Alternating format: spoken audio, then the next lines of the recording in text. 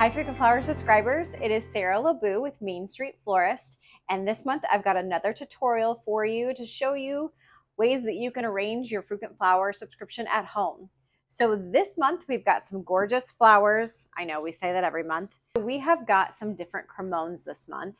Cremones always come with this little hairnet, and what you want to do is gently pull those off. And thank you, Trista's spraying me. Gently pull those off, and that's going to open up your cremone. These are also known as a disc bud. So I want to show you the difference. These are all in the chrysanthemum family. If you notice on your larger stems here of your daisies or your disc buds, there's usually one stem, this guy's real low, that's broken off at the top. It looks like its head has fallen off, but that's actually intentional. I'm seeing if I can find you a good example. Of course, none of these have it. Sometimes it's really obvious. Sometimes it's cut really low. But when they grow the spray disc buds like this, what they do is they pinch off that very first bud, and that allows all of these stems to grow. And so it's a nice, full, multiple-headed stem like these daisies. On the flip side, so a cremone, they remove all those lower laterals. You can see where there would have been all these laterals before and allow just that first bloom to really mature. So that's often why a disc bud is another name for this cremone. So this color is called Dorothy. She's peachy, kind of buttery, creamy.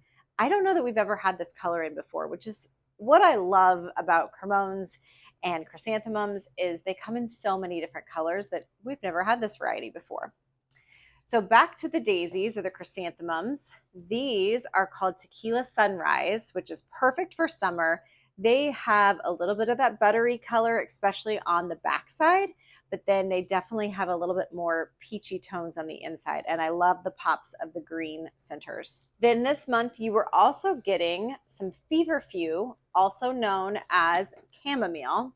Now, lots of people love to use chamomile for teas and tinctures. Don't use ours. Ours have been treated with pesticides. So unless you want pesticide tea, which I'm sure you don't use ours for that. But this is something, if it is grown locally or you're growing it yourself, people will use it for that sort of tea and tincture. But these are just for cut flowers to enjoy inside. But chamomile, or also known as feverfew, is something that we get into the shop when it's seasonal and it looks really full like this. It's another one we love. And then you're also going to have a few stems of spiral eucalyptus to add to your bouquet. So we're going with some kind of cottage country summery vibes. And then I picked out one of these vases. This is a vase we have here at the shop. These are hand-blown glass vases. I love this minty green color, and I feel like it goes really well with this color palette. So we have these available at the shop if you're interested in grabbing them. We also have, in that same sort of color palette, these are little votives, but could also use for fresh flower arrangements. So if you didn't want to do one arrangement, maybe you want to do a trio, this is something you can peek at in the shop when you pick up your bouquets as well, that these would be really cute to divide your flowers up in. All right. We are going to get started with our eucalyptus. So your eucalyptus might have several different laterals. We can cut those apart. So this one stem now becomes two. Remove any of the foliage that is going to go below the water line. This euc is very fresh. You can smell it. So it also means it's very sticky. If you don't want to have sticky hands, I suggest put a little bit of hand sanitizer on your hands before you work with it. That'll help keep the sap from sticking to your hands. Or you can do the hand sanitizer after to remove that sap as well.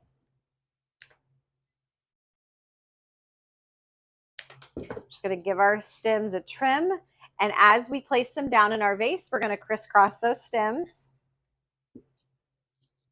This one too, I can kind of give it, we're going to remove the lower ones, kind of cut in the middle.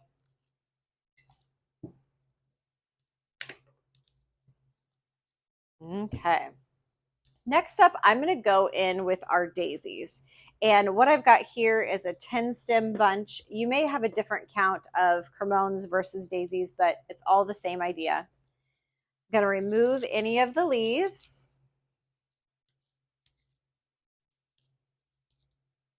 And just like our eucalyptus, I'm going to cut apart some of these laterals.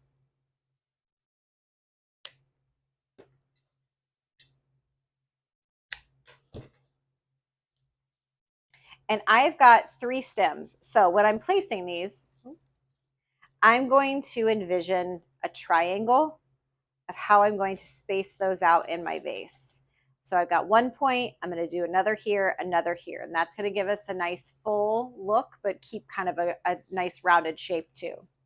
I'm going to save these laterals for a little bit later.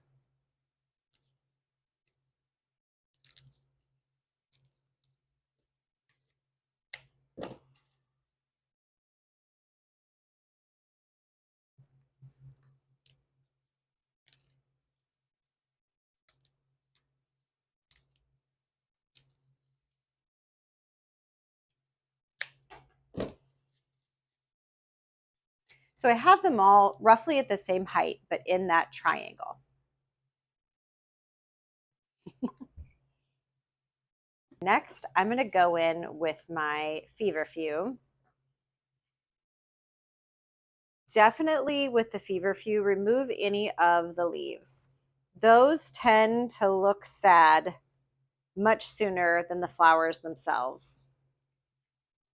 And so I like to just do it on the front end, take off all those leaves. I like the look of the leaves, but we're going to do without. And we can also cut this into 2 different pieces. So that's a larger stem. We've got 2 different pieces there. And now I'm going to go in with my chamomile in between all of my stems of daisies. Now this one's a little taller. He's going to be my centerpiece. So I'm going to go right down in the center of those stems. And since we've crisscrossed our stems, it'll hold in place pretty well. He's a little long. I'm going to bring him down.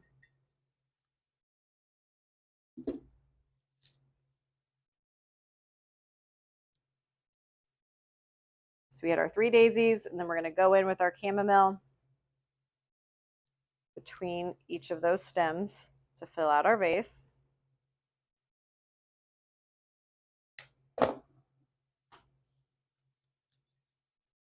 And these really do give it a really beautiful wildflower look, that if you want to leave a couple of the stems a little bit longer, you can definitely do that. All right. Now in this stem count, oh, there's another Feverfew. I have got 4 Cremones. You might have 3 or 4. If you have 3 Cremones, I think I would group them. I think I would do kind of 1 tall and then maybe 2 up front. Since we've got 4, I'm going to do 1 tall, and then just like my triangle of daisies, I'm going to do a triangle and then 1 tall. So let's start with that triangle first. This just allows us to have a nice balanced arrangement.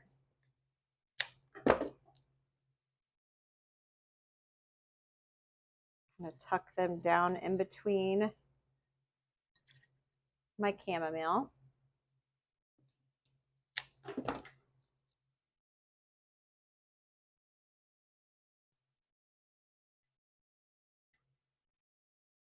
And so we have that triangle again of our Cremones and a triangle of our daisies. And now since I have 4, that one is going to be my height right in the center. I'm going to bring him just a little lower so he feels a little more connected to that arrangement.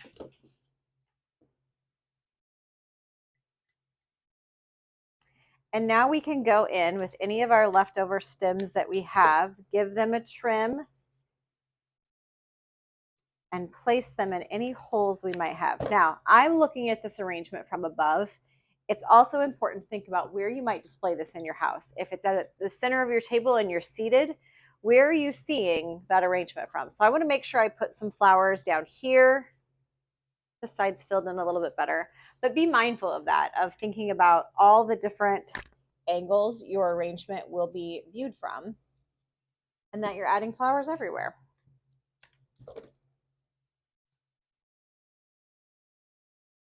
sometimes when I have all these extra stems, I will give them a trim, clean their stems, and then sort of organize them by length.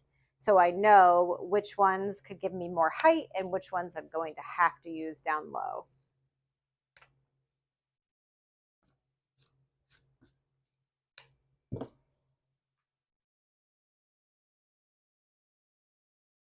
And then I can work a little bit faster with how I place them down into my vase.